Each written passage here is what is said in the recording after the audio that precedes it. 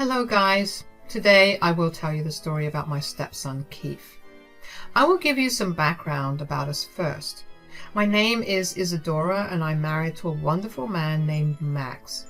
Keith is Max's son from his previous marriage. Max's first marriage was a disaster and his ex-wife was truly crazy.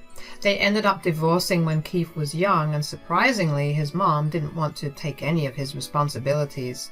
Hell, she gave up her rights to Keith because she didn't want to pay child support. Keith was young, so Max never bad-mouthed his mom to him. So he had no idea what was going on. He found out much later how badly his mom had messed up. When Max dated and introduced me to him, Keith started to hate me. He really disliked me a lot. I tried hard to develop a good relationship with him, but he was cold towards me.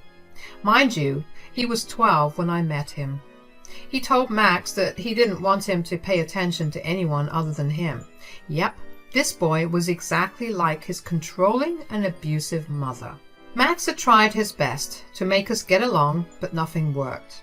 Hell, we didn't even get married until Keith was completely on board with it. So we got married and I started to take a lot of Keith's financial responsibilities. I never expected him to see or call me mom, but I was ready to take care of him completely. He was a child after all, so me and Max split all of Keith's bills. I even got him a car when he turned 18 and paid for half of his college tuition. Since he never held a job, we also paid his rent and bills because he wanted to live separately. Only his car stayed in our garage because his new apartment had no space. Things were surprisingly cordial between us after Keith moved out. He kept contact with his birth mom, who bad-mouthed me, but the distance between us made things bearable. Guys, I was genuinely starting to believe that all was well. That was until Keith came home with a ridiculous request. He said, "My friends are planning a trip to Vegas next month. I'm going with them as well. You need to give me the money to pay for everything. I'll need around $8,000. Are you kidding me right now? You want me to pay you $8,000 so that you can go gamble and do underage drinking with friends? Do you think I'm crazy?" "Relax, Dad. It's not a big deal at all. A lot of people my age are going to Vegas. It's not a problem at all. Everything will be fine." "Keith, you are asking for a lot of money. We are already paying a lot for you. I don't think this is a reasonable request you are making." "Oh, please, you shouldn't be talking at all. You are sitting at home and doing nothing. You don't get to talk about money. I know Dad bought you a diamond necklace last month. He can definitely give me money if he can pay for your ridiculous demands." I was pretty hurt by what Keith said. Yes, I was sitting at home for a while because I lost my job recently. I was already looking for a new job and simply needed some time. As for the diamond necklace, it was Max's anniversary gift for me. He got me a $10,000 diamond necklace from Blue Nile. I didn't ask for it. He gave it to me because he wanted to. Keith didn't like that one bit, as usual. Still, I didn't know how he thought he would give in to his ridiculous request. I was seriously very upset while Max was pissed. He said, "You will not talk to my wife like that, Keith. She never asked for anything. I gave it to her out of my own wish. You don't get to say how I spend my money." "But Dad, if she gets to have such an expensive necklace, why can't I get money for my trip?" "You are delusional if you think I would give you that much money just to have fun and do illegal activities." "But Dad, you're not being fair. I've already heard enough, Keith. If you want to go, you will have to find a way yourself. You are an adult, so I can't stop you. But I sure as hell won't be paying for it." Keith looked upset, but couldn't say anything to his father. Max was already pretty mad, so he didn't poke his dad anymore. He did, however, give me a very nasty look before leaving the house. Honestly, I was freaking pissed at him too, and that night I kept thinking about what he said and how he had insulted me. I was feeling slighted and disrespected. Also, I had a bad feeling that Keith was going to do something stupid. God, I was right about that. A week later, I found out that my diamond necklace was missing. I usually kept it locked in the safe, but it was in my closet because I had a family event the previous day. Coincidentally, Keith stayed over at our place that night as well. He had left that morning in the afternoon when I went to put away my necklace. I saw that it was missing along with the case. I panicked, but had a sinking feeling that it was Keith. Still, I called Max to make sure he didn't displace it. He was clueless as well, but told me to check the security cameras in the hallway. When I did check the camera footage, my doubts were confirmed. Keith had gone to my room when I was in the shower and had taken my necklace. I was freaking pissed when I saw it. I immediately called Keith and started to record the conversation. I said, "Keith, did you freaking take my diamond necklace? Answer me truthfully." "Oh boy, you figured it out fast, I'll give you that, Isadora. Yes, it was me who took it. Congratulations on figuring it out." "Do you think this is funny? You need to give my necklace back, Keith. Bring it back right now before I call your dad and tell him everything." "You are never getting your necklace back, Isadora. I've already sold it and used the money to fund my Vegas trip." Guys, I really had a hard time wrapping my head around what he had said. Keith had not only stolen my necklace but also sold it to fund his trip. Now, I know why he wanted to go to Vegas so desperately. He was already so greedy for money that he had stolen things from his family. I was shocked and didn't know what to say. The only thing I managed to say was, "What? Keith, why would you do that? That was my anniversary gift. Your father bought it for me so lovingly. You had no right to do this." "No, you have no right to have a diamond necklace, Isadora. You can't have expensive things when you're unemployed. You are just wasting my father's money on stupid things. I can't let you do that to my dad." "So you stole from me? Sold my necklace? Just because I'm unemployed doesn't give you the right to steal from me. What kind of dumb logic is that? You need to go and get my necklace back." "Nope, that is not happening. You are already enjoying plenty of nice things on my dad's money. If you need the necklace so badly, you should get a job and buy one for yourself." "Listen to me, Keith. I'm done having this argument with you. Go back to whatever pawn shop you sold my necklace and bring it back. You have the money from the sale, so just give and get it back. Do that and we can put this behind us." "Go to hell, Isadora. I'm not scared of you and your threats. I don't take threats from someone who doesn't even pay for her own things. I already spent the money anyway, so there's nothing you can do. Maybe next time you'll think twice before mooching off my dad and making him buy you expensive things." Keith said those words and promptly hung up on me. I was literally staring at my phone for a while trying to make sense of what had just happened. Never in my entire life had I expected Keith to behave this way. Yes, I was unemployed at the time, but before that, I was working my butt off. I was paying for my own things and contributing to both his college tuition and regular expenses. I knew he and I didn't have a great relationship, but I still considered him my responsibility to some extent.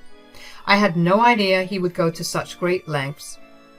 All this for a freaking friend's trip that he could definitely do without. I am not ashamed to say this, but I did break down crying for a bit. No matter what, I did see Keith grow up for the last 10 years. Even though he disliked me, I just couldn't bring myself to dislike a child. I understood that he was a child and shouldn't be forced to be nice, but now that he has turned into an adult, I know that his behavior is completely unacceptable. Years of me trying to make sure he has a good life, and this was how he repaid me. It wasn't even about the necklace anymore. It was about the fact that he had blatantly disrespected me and took something precious from me. When the tears had dried up, I was beyond pissed.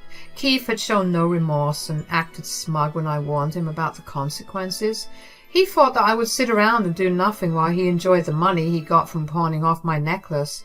Well, he was dead wrong. I'm not an enabler, and I will definitely not forgive a full-grown adult who knows what he's doing. So I decided to talk to my husband and tell him what happened. I showed him the security footage and the call recording for good measure. Well, he was appalled.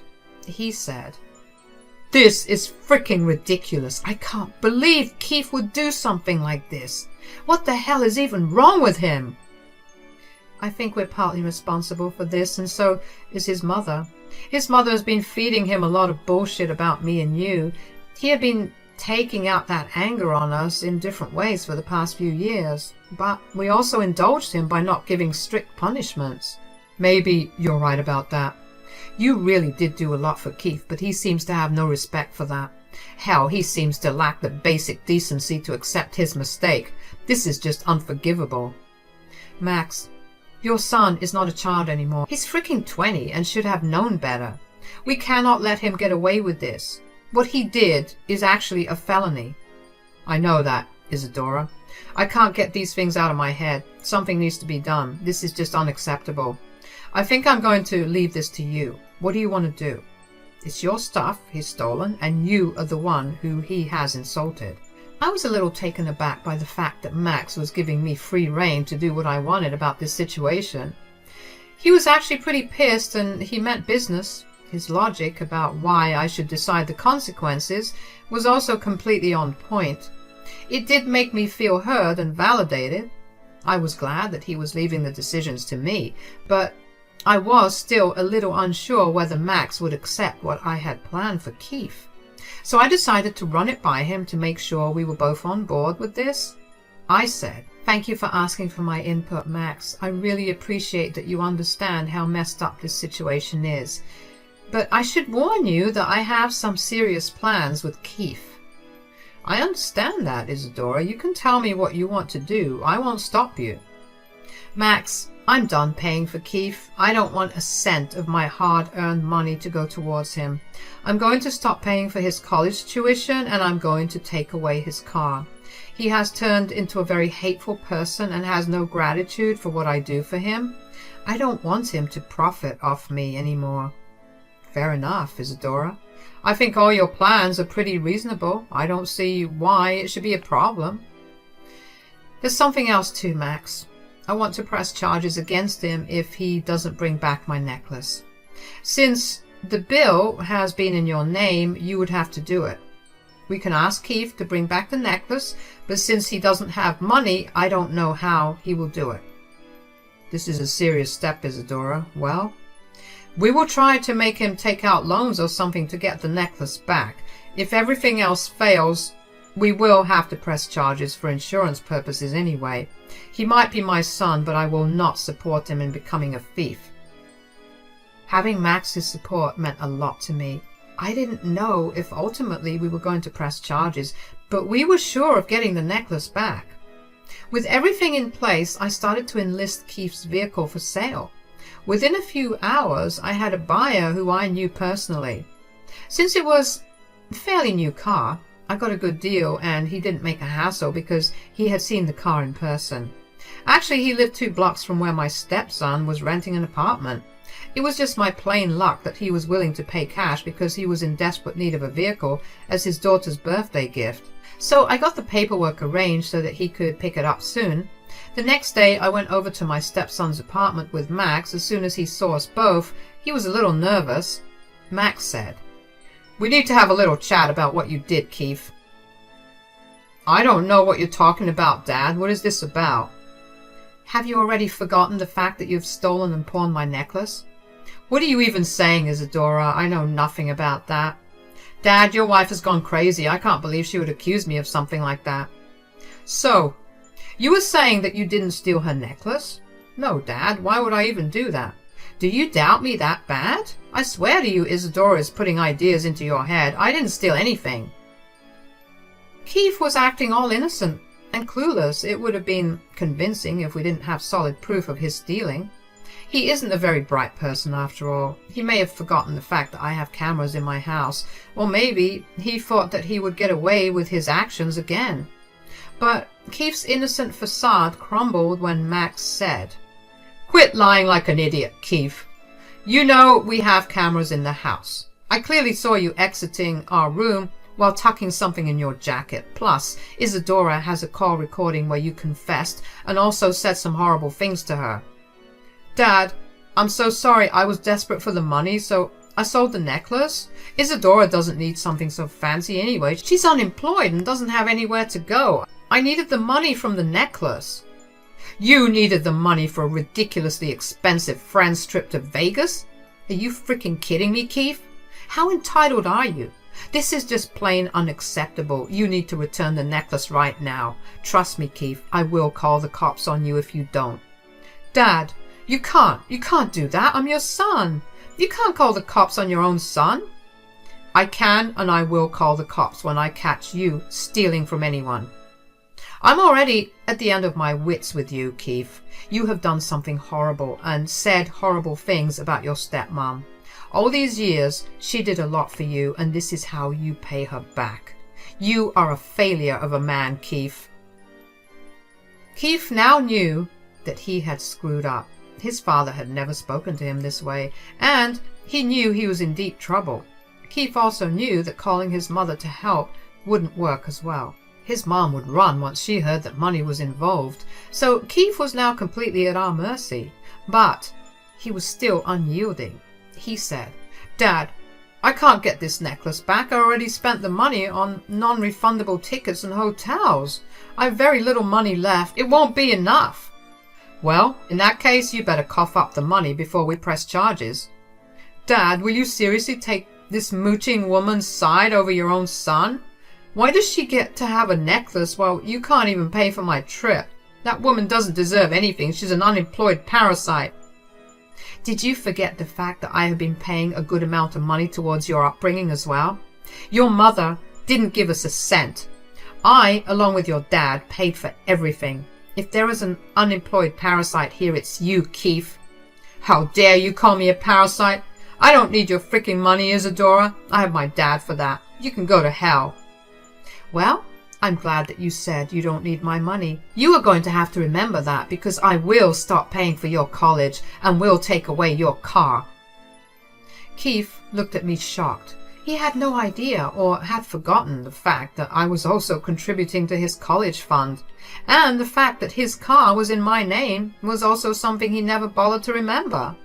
So when I threatened to take away my financial support, he was shocked to learn how much it would affect him. He said, No, you can't take away my car. It's my car and you have no right over it. Well, did you forget that I own that car? I am the one who paid for it. It's my name on the deed. Now, since you're unemployed, you don't deserve a car, so I have already sold it to someone. You better give back the keys before I call the cops. You sold my frickin' car? What is wrong with you, Isadora? Dad? Why are you silent? Are you really going to let her do this? Don't you dare try to act entitled in front of me, Keith. That wasn't your car, it was Isadora's. We had given you everything and you showed us no respect, especially to Isadora. You don't deserve her kindness anymore. You better come up with a way to pay for your college and your bills, because Isadora is not giving you another cent, and nor am I. Max made it clear to Keith that he was being cut off for good. From Keith's expression, it was clear that he wasn't expecting this at all. I couldn't believe how nonchalant and entitled he had become. He had expected to get away with what happened. He was now in full panic mode and ready to cry. His voice was shaking and he was looking around trying to think of something. He said, Dad, please don't do that. Where will I go? How will I finish college or pay rent? I don't know, Keith. You're an adult already. Maybe you should get off your lazy butt and get a job. Remember, you have to get the necklace back as well. I can't work, Dad. You can't expect me to suddenly work. I have college and you're taking away my car too. What will I do? Well, that's your problem now, Keith. We did what we could, but you just wouldn't be happy with all the privileges you had. Now you will learn the hard way that this wolf won't let you exploit anyone.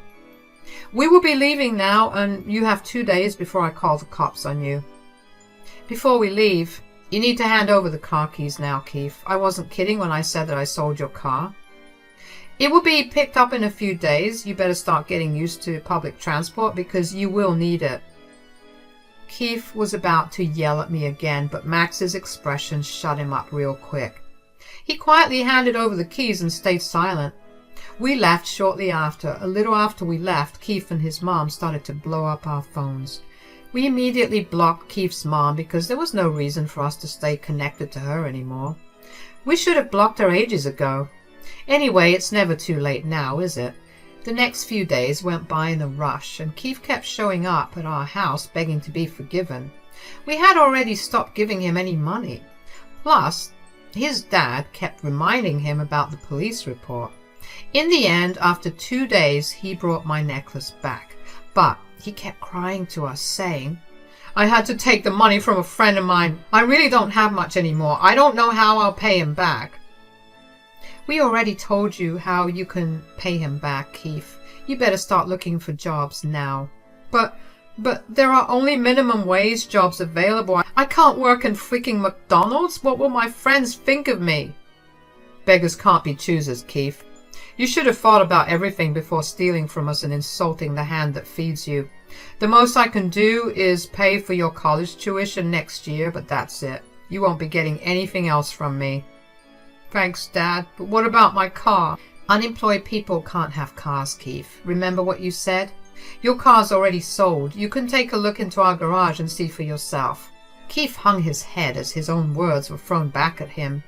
He couldn't even say anything in reply because he knew he had messed up. He simply turned around and left.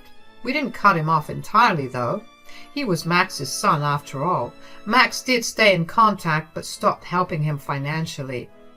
Keith was struggling to pay his rent and other bills, and we also cannot forget the fact that he had borrowed money from his friend. So Keith had to get a job after all. In fact, he didn't get just one job, he actually ended up getting 2. He was juggling college and 2 jobs to make his debts go away. Also, he was living in a friend's garage and paying his own bills. His pride and entitled behavior came back to bite him in the butt. He still keeps calling us to apologize, and he had sincerely apologized to me as well, but it hasn't changed. He's still financially cut off, and it looks like he will be miserable for a while now. Keith learned the hard way that life won't let him get away with bad behavior every time.